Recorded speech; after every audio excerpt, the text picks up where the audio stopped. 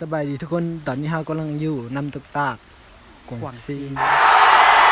อันนี้มันหุ่นมีให้ซื้อให้เขาเดินไกลๆเสือ ฮุบหมี่ใส่โตหมี่ตัว มี ไปเอิร์ธมัน เรากำลังอยู่ทางย่างไปเบิ่งน้ำตกตาก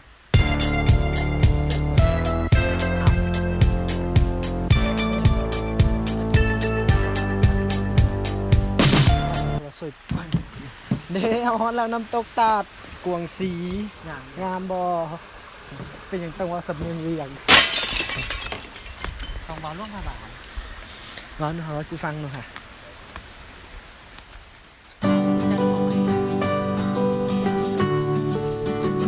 ก็อยากบอกว่าทางนี่บ่ได้บ่ได้ปูซีมังด้วยแต่ว่าเกี้ยงที่ดินเนี่ยขนาดนี้ มีคนมาปัดเมื่อกี้ตลอดมันเป็นแบบnature อีหลี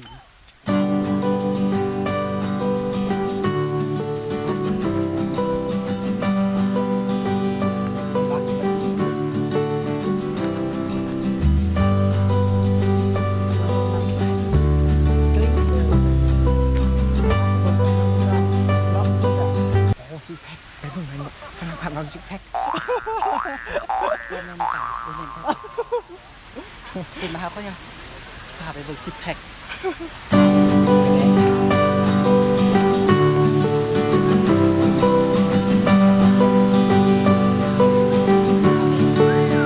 ราคามันจะเป็นไปเพิ่มจ่าย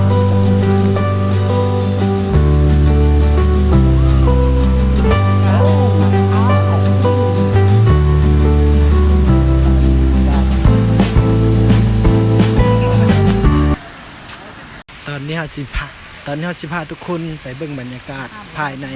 น้ำตกตาดนี่เองอันนี้มันอ่างอาบน้ำเอาบ่แม่นบ่แต่ก็สามารถลงไปอาบก็ได้เพราะว่าน้ำใสฮอตแล้วมีแต่นักท่องเที่ยว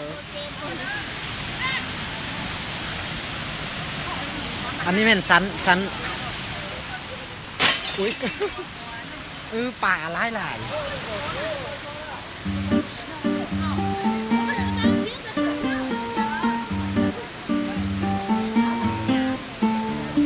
มันน่าจะมีเนี่ยมันเกลือมันนะได้กินมี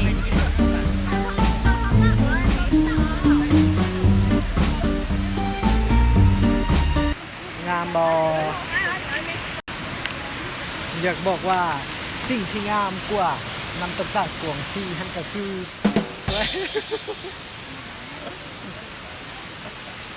อันนี้มันบรรยากาศที่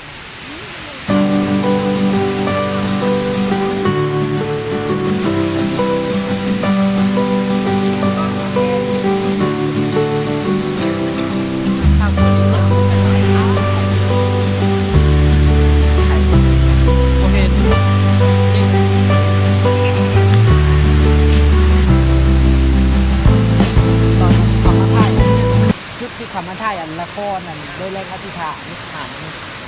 มาด้วยตุลีหมูแม่ละ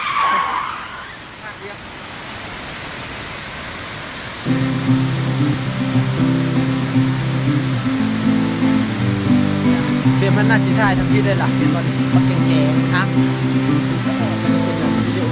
ว่าอย่างนั้นสถานอะไรดีสถานเราได้ที่ชิดเป็นเหมือนกิโลมารู้สึกว่างามไล่น้ำตกตาดหรือว่าค่อย